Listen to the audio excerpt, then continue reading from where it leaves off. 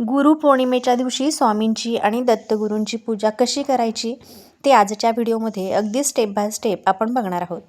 तर व्हिडिओ शेवटपर्यंत नक्की बघा. गुरुपौर्णिमेच्या दिवशी स्वामींची पूजा करण्यासाठी आपल्याला एक चौरंग लागणार आहे. एक चौरंग घ्यायचा आणि त्यावर एक स्वच्छ वस्त्र अंथरायचं. शेजारी एक समईसुद्धा घ्यायची, कारण कोणतीही पूजा ही दीप प्रज्वलित करूनच करायची असते. तर ह्या पूजेची प्राथमिक तयारी झाली की पूजेची एक साधी, सोपी आणि साधारण पद्धत सगळीकडंच सेम असते. त्याच पद्धतीनं आजच्या व्हिडिओमध्ये आपण सगळ्या गोष्टी अगदी सविस्तर बघणार आहोत. पण या पद्धतीमध्ये सुद्धा तुमच्या गावानुसार, तुमच्या प्रथेनुसार, तुमच्या घरानुसार, कुळधर्म, कुळाचारानुसार काही थोडेफार बदल असू शकतात. पद्धती वेगवेगळ्या असू शकतात, प्रथासुद्धा वेगवेगळ्या असतात. पण एक सर्वसाधारण पद्धत या व्हिडिओमध्ये मी तुम्हाला दाखवणार आहे. तर वेळ न घालवता चला तर व्हिडिओला सुरुवात करूया. पहिली जी आपण समई लावून घेतलेली आहे ती समई प्रज्वलित करून घ्यायची, कारण पूजेआधी दिवा लावून घ्यायचा. तर त्याप्रमाणे एक छोटीशी समई घ्यायची. समई नसेल, छोटासा दिवा असेल आणि दिवा लावला तरीही चालू शकतं. तर तो तुम्ही तेलाचा लावू शकता किंवा तुपाचा लावू शकता. तुमच्या ऐपतीप्रमाणे तुम्ही कोणताही दिवा लावला तरीही चालू शकतं. दीप प्रज्वलित केल्यानंतर त्या समईला आपल्याला हळद कुंकू वाहायचं आहे. याचा अर्थ असा असतो की अग्नीच्या साक्षीनं आपण ही पूजा करत आहोत. याप्रमाणे समईची पूजा झाल्यानंतर आता आपल्याला चौरंगावरती सगळी काही मांडणी करून घ्यायची आहे. चौरंगाच्या भोवती छान अशी रांगोळी काढून घ्यायची. फुलं, दिवा, अगरबत्ती, धूप या सगळ्या गोष्टी आपल्याला जवळ घेऊनच बसायचं आहे. चौरंग ठेवला की त्याच्यावरती एक स्वच्छ धुतलेलं वस्त्र किंवा नवीन वस्त्र अंथरायचं. वस्त्र पिवळ्या किंवा लाल रंगाचं असावं. जे तुमच्याकडं अवेलेबल असेल तर ते तुम्ही वस्त्र ठेवू शकता. त्याच्यानंतर तुम्हाला एक सुपारी घ्यायची आहे आणि गणपती स्वरूपात आपल्याला त्या सुपारीची स्थापना करायची आहे.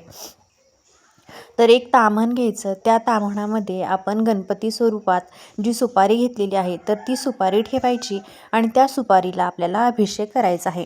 अभिषेकासाठी दूध आणि पाणी आपल्याला लागणार आहे, किंवा पंचामृत घेतलं तरीसुद्धा चालू शकेल. सगळ्यात आधी गणपती बाप्पाला पाण्याने अभिषेक घालायचा. अभिषेक करताना ओम गंग गणपते नमः या मंत्राचा जप करायचा आहे. ओम गंग गणपते नमः साधा सोपा मंत्र आहे. त्यानंतर दुधाने किंवा पंचामृताने सुद्धा अभिषेक करायचा आहे. ओम गंग गणपते नमः, ओम गंग गणपते नमः. पुन्हा पाण्याने अभिषेक करायचा. ओम गंग गणपते नमः, ओम गंग गणपते नमः. गणपती बाप्पाचा अभिषेक झाला की गणपती बाप्पाची स्थापना विड्याच्या 2 पानावरती करायची आहे. 2 विड्याची पानं ठेवायची, त्याच्यावरती थोडेसे तांदूळ ठेवायचे आहेत. त्यावरती गणपती बाप्पाची आपल्याला स्थापना करायची आहे.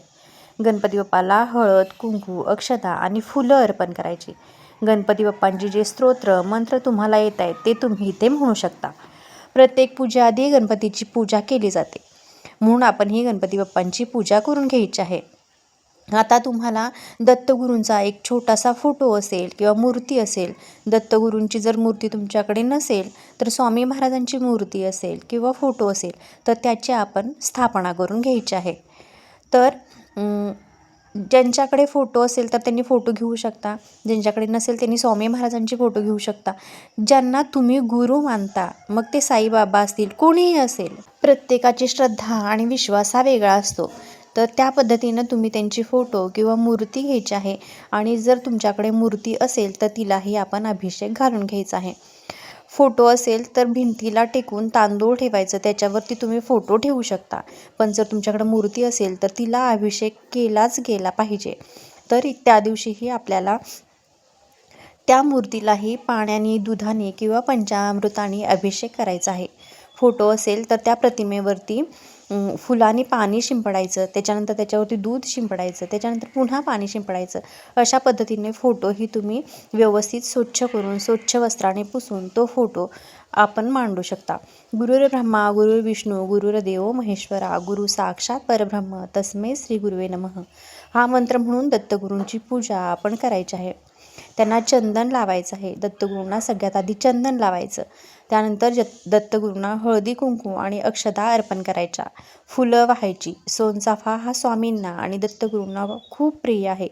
पिवळी फुलं खास करून गुरुतत्वाला अर्पण केले जातात. म्हणून तुम्हाला जर सोनचाफ्याची छोटासा हार मिळाला तर तो तुम्ही घेऊ शकता. नाही मिळाला, कुठंही तुम्हाला पिवळ्या रंगाची फुलं भेटली तर ती फुलंही तुम्ही अर्पण करू शकता. दत्तगुरूंची पूजा झाली की आता आपल्याला स्वामींची पूजा करायची आहे. स्वामींची मूर्ती तर आपल्या प्रत्येकाच्याच घरात असते. मूर्तीलाही दुधाने, पाण्याने आणि पंचामृताने अभिषेक करून घ्यायचा आहे.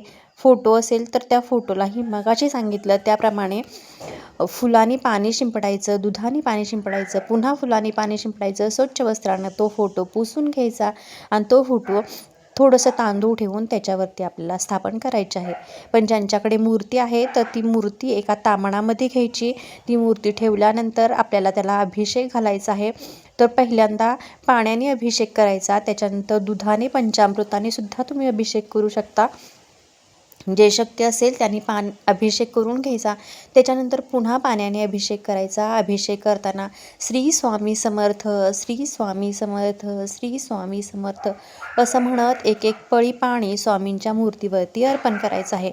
3 पळ्या पाणी अर्पण करा, त्यानंतर दुधाच्या 3 पळ्या अर्पण करा, त्याच्यानंतर पुन्हा पाण्याच्या 3 पळ्या अर्पण करा. असं करत श्री स्वामी समर्थ, श्री स्वामी समर्थ असं म्हणून आपल्याला त्यांना अभिषेक करून घ्यायचा आहे. त्याच्यानंतर अभिषेक केल्यानंतर त्यांची मूर्ती ही त्यांच्या जागी स्थापन करायची आहे. त्यांनाही तुम्ही पिवळी फुलं अर्पण करू शकता. जर तुमच्याकडं केवड्याचं अत्तर असेल किंवा हिना अत्तर असेल तर ते स्वामींना खूप जास्त आवडतं, तर ते सुद्धा तुम्ही पाण्यामध्ये मिसळून त्यांना अभिषेक करू शकता. कुंकू मिश्रित पाण्याचा अभिषेक, चंदन मिश्रित पाण्याचा अभिषेक असं वेगवेगळे जे सुगंधित तत्त्व आहेत त्या सगळ्या तत्वांचा तुम्ही तुमच्या पाण्यामध्ये समावेश करून त्या पाण्याने स्वामींचा अभिषेक करू शकता. अभिषेक होत असताना आपल्या मनाला मिळणारी शांती ही जो अभिषेक करतो तोच अनुभवतो. श्री स्वामी समर्थ, श्री स्वामी समर्थ महाराजांचा अभिषेक करून झाल्यानंतर इथे चौरंगावरती तांदळाचे एक स्वस्तिक काढायचं, त्यावरती स्वामींची मूर्ती ठेवायची किंवा तुम्ही तांदळाचं एक रास केली आणि त्याच्यावरती हळदी कुंकवाने स्वस्तिक काढलं तरीसुद्धा चालू शकतं. स्वामींची मूर्ती स्थापन केल्यानंतर स्वामींना चंदन लावून घ्यायचं, त्यानंतर हळद कुंकू अक्षदा वाहायच्या आणि स्वामींसाठी सुद्धा इथे सोनचाफ्याची फुलं मिळाली तर ती तुम्ही आणू शकता. नाही मिळाली तर कोणत्याही रंगाची फुलं तुम्ही स्वामींना अर्पण करू शकता. सोनचाफ्याची फुलं स्वामींना खूप प्रिय आहेत तर ती मिळाली तर तुम्ही अवश्य आणा. झेंडूची पिवळी फुलं मिळाली तर तीही अर्पण केली तरीही चालू शकतं. तुम्हाला जे शक्य आहे तर त्या पद्धतीने तुम्ही साधी सोपी पूजा ही करू शकता. मोगऱ्याचा गजरासुद्धा अवतीभोवती ठेवला तरीही चालू शकतं. इतर कोणती फुलं जी तुम्हाला शेजारी आसपास तुम्हाला मिळून जातील तर तीही फुलं तुम्ही ठेवा. फक्त वातावरण सुगंधित करण्याचा प्रयत्न करा. मन लावून पूजा करायची. पूजेत एखादी गोष्ट कमी असेल तर चालेल, पण आपला भक्तिभाव कमी नाही पडला पाहिजे, कारण देव शेवटी भक्तीचा हा भुकेला असतो. स्वामींची पूजा झाली की दत्तगुरूंचीही पूजा झाली, गणपती बाप्पांचीही पूजा झाली. हे सगळं झाल्यानंतर आता आपल्याला नैवेद्यासाठी काय करायचं तर ते बघायचं आहे. तर नैवेद्यामध्ये पिवळ्या वस्तू हव्यात, म्हणजे केळी असेल, मोतीचूरचे लाडू असतील किंवा इतर कोणताही पिवळ्या रंगाचा पदार्थ, बेसनचे लाडू असतील तर तुम्ही शिरा जरी केला तर तो पिवळ्या रंगाचा करा. तर त्या दिवशी पिवळ्या रंगाला अतिशय महत्त्व आहे. पिवळा रंग हा गुरूंचा आवडता रंग आहे, त्यामुळे पिवळ्या रंगाचं वस्त्र, पिवळ्या रंगाची फुलं, पिवळ्या रंगाचा नैवेद्य या गोष्टी तुम्ही अवश्य अर्पण करू शकता. गुरुपौर्णिमेच्या दिवशी दत्तगुरूंना पुरणाच्या पोळीचा नैवेद्यसुद्धा दाखवला जातो. तुम्हाला शक्य असेल तर पुरणाची पोळीसुद्धा तुम्ही करू शकता. अगदी शक्य नसेल तर पिवळी मिठाई घेतली तरीसुद्धा चालेल. नैवेद्य दाखवायचा. नैवेद्य झाल्यानंतर आपल्याला आरती करून घ्यायची आहे. एक तुपाचं निरंजन घ्यायचं, त्याच्यासोबत कापूर घ्यायचा आणि त्याच्यानंतर आपण जे आरतीचं ताट घेतो तर ते ताट हातामध्ये घेऊन आपल्याला गणपती बाप्पांची आरती करायची आहे. ती झाल्यानंतर दत्तगुरूंची आरती करायची आहे. दत्तगुरूंची आरती झाली की त्याच्यानंतर परत स्वामी महाराजांची आरती करायची आहे. ज्यांनी गुरुचरित्र पारायण केलं असेल त्यांच्या पारायणाचे उद्यापन गुरुपौर्णिमेच्या दिवशी असतं. तर त्यांना जो काही नैवेद्य दाखवायचा आहे तो पूर्ण स्वयंपाक करावा लागतो. त्याचाच नैवेद्य ते दाखवू शकतात. कुठलंही पारायण केलं असेल किंवा कुठलाही संकल्प आधी केला असेल तर साध्या सोप्या पद्धतीने तुम्ही गुरुपौर्णिमेच्या दिवशी पूजा केली तरीसुद्धा तुमच्या मनाला शांतीचा अनुभव येणार आहे आणि तुमची पूजा स्वामींपर्यंत पोहोचणार आहे. पूजा झाल्यानंतर स्वामींची दत्तगुरूंची स्तोत्र जी येत असतील तर ती म्हणावीत. दत्तपावणी असेल, त्याच्यानंतर स्वामी चरित्र सारामृताचं संपूर्ण पाठ तुम्ही करू शकता किंवा गुरुचरित्राचा 14वा 18वा जो काही अध्याय असेल तर तो तुम्ही वाचू शकता, तो पठण करू शकता. तर अशा पद्धतीने तुम्हाला ज्या काही सेवा करायच्या आहेत तर त्या सेवा तुम्ही करू शकता. त्याच्यासोबतच एक माळ श्री गुरुदेव दत्त असा जप करावा. काहीच शक्य नसेल तर श्री स्वामी समर्थ हा मंत्र 108 वेळा जप करावा. कसं असतं, भाव शुद्ध पाहिजे आणि विश्वास दृढ पाहिजे तर केलेली साधी भोळी भक्तीही आपल्या गुरूंपर्यंत पोहोचत असते. तर अशा पद्धतीनं साधी आणि सोपी पूजा तुम्ही या गुरुपौर्णिमेला अवश्य करू शकता. तुम्हाला कसा वाटला हा व्हिडिओ कमेंट करून नक्की सांगा. व्हिडिओ आवडला असेल तर व्हिडिओला एक लाईक आणि हाईपही नक्की द्या. धन्यवाद.